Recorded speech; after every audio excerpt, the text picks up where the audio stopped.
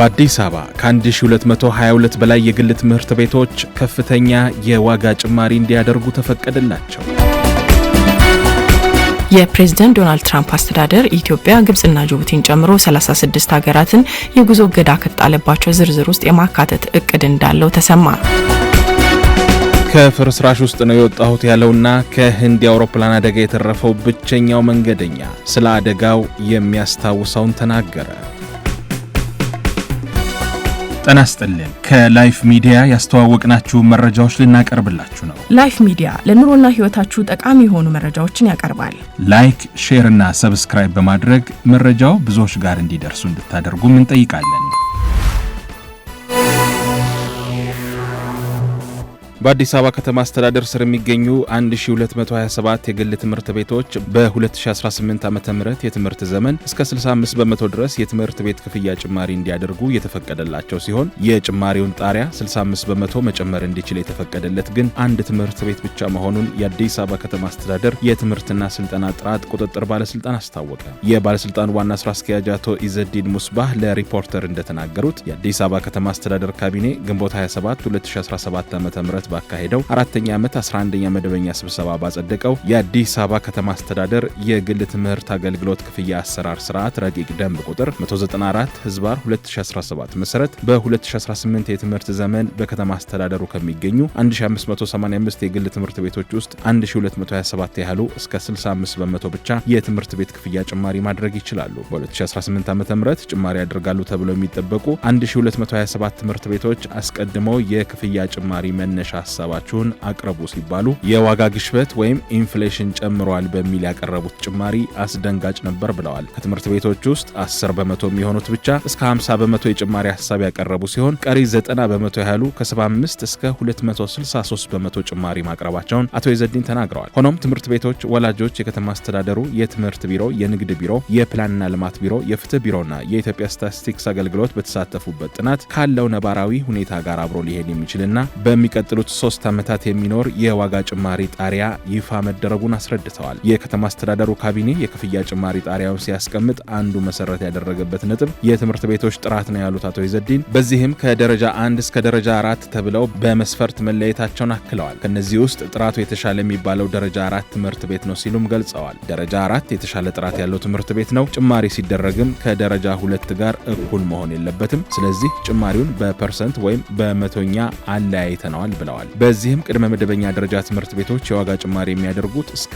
45 በመቶ ብቻ ነው ሲሉ ተናግረዋል። ሐሳቡ 45 በመቶ ጨምሩ ማለት ሳይሆን ከዜሮ ጀምሮ 10፣ 30፣ 45 በመቶ ብቻ መጨመር ይችላሉ፣ ነገር ግን ከዚህ በላይ ማለፍ አይችሉም ብለዋል። አንደኛ ደረጃ ትምህርት ቤቶች እስከ 40 በመቶ፣ መካከለኛ ደረጃ ትምህርት ቤቶች እስከ 45 በመቶ፣ ሁለተኛ ደረጃ ትምህርት ቤቶች እስከ 55 በመቶ ዋጋ መጨመር ይችላሉ ተብሏል። በጣሪያው መሰረት 144 ትምህርት ቤቶች እስከ 40 በመቶ፣ 591 ትምህርት ቤቶች እስከ 45 በመቶ፣ 378 ትምህርት ቤቶች እስከ 50 በመቶ፣ 47 ትምህርት ቤቶች እስከ 55 በመቶ፣ 66 ትምህርት ቤቶች እስከ 60 በመቶ ሊጨምሩ እንደሚችሉ ተገልጿል። ከሁለተኛ ደረጃ ትምህርት ቤቶች ውስጥ አንድ ትምህርት ቤት ብቻ ነው የመጨረሻውን ጣሪያ ማለትም እስከ 65 በመቶ ክፍያ መጨመር የሚችለው ብለዋል አቶ ዚነዲን። በከተማ አስተዳደሩ ከሚገኙ 1585 ትምህርት ቤቶች መካከል 358 ያህሉ በ2016 ዓ.ም የትምህርት ዘመን የጨመሩ ስለሆኑ በቀጣዩ ዓመት እንደማይጨምሩ ዋና ስራ አስኪያጁ ገልጸዋል። እነዚህ ትምህርት ቤቶች ክፍያ መጨመር የሚችሉት በ2019 ዓ.ም እንደሆነም አክለዋል። የግል ትምህርት ቤቶች የአገልግሎት ክፍያ አሰራር ስርዓት ደንብ 194/2017 የትምህርት ዘመን ሲያበቃ በህብረተሰቡና በትምህርት ቤቶች መካከል የትምህርት ቤት ክፍያ ጭማሪን በተመለከተ ለረጅም ጊዜ የሚስተዋሉ ንትርኮችን በተለምዶ ሲከናወን የነበረውን አሰራር በህግ አግባብ እንዲመራ እንደሚያደርግ አቶ ኢዘዲን ተናግረዋል። ደንቡ የትምህርት ጥራትን ማረጋገጥ፣ የመምህራን ክፍያ፣ ትምህርት ቤቶች ማግኘት ያለባቸውን ገቢ እንዲሁም ሌሎች ወጪዎችን ታሳቢ ያደረገ መሆኑን አስረድተዋል። ማህበረሰቡም ሲጠይቅ ለነበረው ጥያቄ ምላሽ የሚሰጥ እንደሆነ የገለጹት አቶ ኢዘዲን አብዛኞቹ ትምህርት ቤቶችም አሰራሩን በቀናነት እንደተቀበሉት ተናግረዋል። የግል ትምህርት ቤቶች የትምህርት ጥራትን ማረጋገጥና ተደራሽነትን በማስፋት ረገድ ከፍተኛ ሚና እየተወጡ መሆናቸውን ባለስልጣኑ ገልጿል ሲል የዘገበው ሪፖርተር ነው።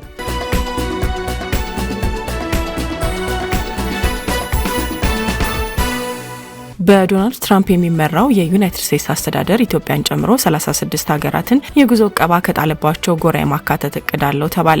የአሜሪካ ዋሽንግተን ፖስት ዘግቦታል ብሎ ዶቼ ቬለ እንዳስነበበው በዩናይትድ ስቴትስ የውጭ ጉዳይ መስሪያ ቤት የውስጥ ማስታወሻ የጉዞ እቀባ ይጣልባቸዋል ተብሎ ከሰፈሩት ሀገራት መካከል 25 የአፍሪካ ሀገራት ይገኙበታል። ኢትዮጵያ፣ ግብጽ፣ ጅቡቲ፣ ናይጄሪያና ደቡብ ሱዳን በዝርዝር ውስጥ ከተካተቱት መካከል ናቸው። ውሳኔው ተግባራዊ ከሆነ ዜጎቻቸው ወደ አሜሪካ እንዳይገቡ በፕሬዝዳንት ዶናልድ ትራምፕ አስተዳደር እቀባ የተጣለባቸውን ሀገራት ቁጥር ወደ 48 ያደርሰዋል። ባለፈው ሰኞ ተግባራዊ በሆነው የትራምፕ አስተዳደር ውሳኔ ኤርትራን ጨምሮ የ12 ሀገራት ዜጎች ወደ አሜሪካ እንዳይገቡ የሚከለክል ገደብ ተጥሎባቸዋል። በዩናይትድ ስቴትስ ውጭ ጉዳይ ሚኒስቴር ማርክ ሩቢዮ የተፈረመውና ዋሽንግተን ፖስት ተመለከትኩት ያለው ውስጥ ማስታወሻ የጉዞ እቀባ ሊደረግባቸው ይችላል በተባሉ 36 ሀገራት ለሚሰሩ የአሜሪካ ዲፕሎማቶች የተሰራጨ ነው። በማስታወሻው ኢትዮጵያን ጨምሮ 36ቱ ሀገራት የቪዛ እቀባ እንዳይጣልባቸው በአሜሪካ ውጭ ጉዳይ መስሪያ ቤት የተቀመጡ ቅድመ ሁኔታዎችን በ60 ቀናት ማሟላት እንደሚጠበቅባቸው መገለጹን ዋሽንግተን ፖስት ዘግቧል። ሀገራቱ ቅድመ ሁኔታዎቹን ካላሟሉ ሙሉ ወይም ከፊል የቪዛ እቀባ ይጣልባቸዋል። ለጉዳዩ የተጠየቁት የአሜሪካ ውጭ ጉዳይ መስሪያ ቤት ቃል አቀባይ በውስጥ ጉዳይ ወይም የውስጥ የመረጃ ልውውጥ ላይ አስተያየት እንደማይሰጡ ለዋሽንግተን ፖስት ምላሽ ሰጥተዋል። ሀገራቱ የተቀመጡትን ቅድመ ሁኔታዎች ካላሟሉ በውስጥ ማስታወሻ የቀረበው የጉዞ ማዕቀብ መቼ በትክክል ተግባራዊ እንደሚሆን እንደማይታወቅ ዋሽንግተን ፖስት ዘግቧል ሲል ዶቼ ቬለ አስነብቧል። የጉዞ እቀባ ይጣልባቸዋል ከተባሉት መካከል አንጎላ፣ ቡርኪና ፋሶ፣ ካሜሩን፣ ዲሞክራቲክ ሪፐብሊክ ኮንጎ፣ ጋና፣ አይቮሪ ኮስት ይገኙበታል። ዝርዝሩ ከአፍሪካ በተጨማሪ የካሪቢያን፣ ማዕከላዊ እስያና የፓሲፊክ የደሴት ሀገራትን ጭምር የሚያካትት ነው ተብሏል።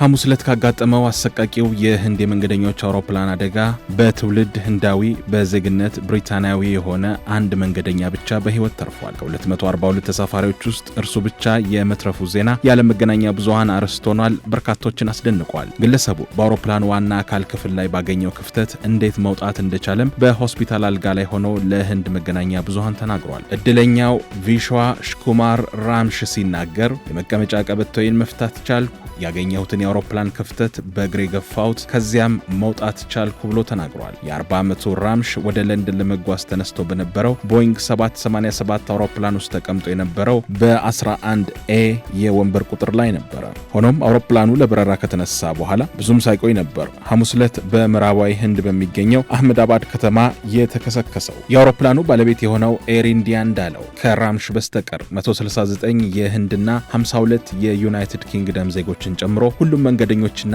የበረራ ቡድን አባላት ህይወታቸውን አጥተዋል። እስካሁን ከ200 በላይ አስክሬኖች ተገኝተዋል። ሆኖም ከነዚህ መካከል ምን ያህሎቹ የአውሮፕላኑ መንገደኞች፣ ምን ያህሎቹ ደግሞ አደጋው በደረሰበት ስፍራ የነበሩ ሰዎች እንደሆኑ ግልጽ አይደለም። በሕክምና ላይ የሚገኘው ራምሽ አውሮፕላኑ ከተነሳ በኋላ ውስጡ የነበሩ መብራቶች ያለማቋረጥ ሲበሩ ነበር ብሏል። ከ5 እስከ 10 ሰኮንድ ለሚሆን ጊዜም አውሮፕላኑ አየር ላይ የቆመ ይመስል እንደነበር ራምሽ ገልጿል።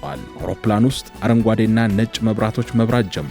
ከዚያም በድንገት ከህንፃ ጋር ተጋጭቶ ፈነዳ ብሏል ምስክርነቱን ሲሰጥ። የቦይንግ 787-8 ድሪም ላይነር አውሮፕላን የወደቀበት ህንፃ የህክምና ኮሌጅና ሲቪል ሆስፒታል ዶክተሮች ማደሪያ ነው። በዩናይትድ ኪንግደም ሌስተር በንግድ ስራ ላይ የተሰማራው ባለትዳርና የ4 ዓመት ልጅ አባት የሆነው ራምሽ እንደሚለው እርሱ የተቀመጠበት የአውሮፕላኑ ክፍል ከህንፃው ጋር ሳይጋጭ ለወለሉ ቅርብ በሆነ ቦታ ላይ ነበር ያረፈው። በሩ ሲሰበር የሆነ ክፍተት ተመለከትኩ፣ በዚያ ለመውጣት ሞከርኩ፣ በመጨረሻም ተሳካልኝ ብሏል። እርሱ ከነበረበት በተቃራኒ አቅጣጫ ያለ አውሮፕላኑ ክፍል ወደ ግድግዳው የተጠጋ በመሆኑና በመጋጨቱ ማንም መውጣት እንዳልቻለም ራምሽ ተናግሯል። የአደጋው ምክንያት እስካሁን አልታወቀም። ባለስልጣናት ከአደጋው ስፍራ የበረራ መረጃዎችን የያዘ አንድ ጥቁር ሳጥን መገኘቱን ገልጸዋል። ይህም ለመርማሪዎች ስለ ክስተቱ ተጨማሪ መረጃዎችን ይሰጣቸዋል። በማህበራዊ ሚዲያ የተጋሩ ምስሎች ራምሽ በጭስ ከታፈነው የአደጋው ስፍራ እየተራመደ ወደ አምቡላንስ ሲሄድ አሳይተዋል። ከፍርስራሽ ውስጥ በህይወት መውጣቱን ማመን እንዳልቻለም ለህንድ መገናኛ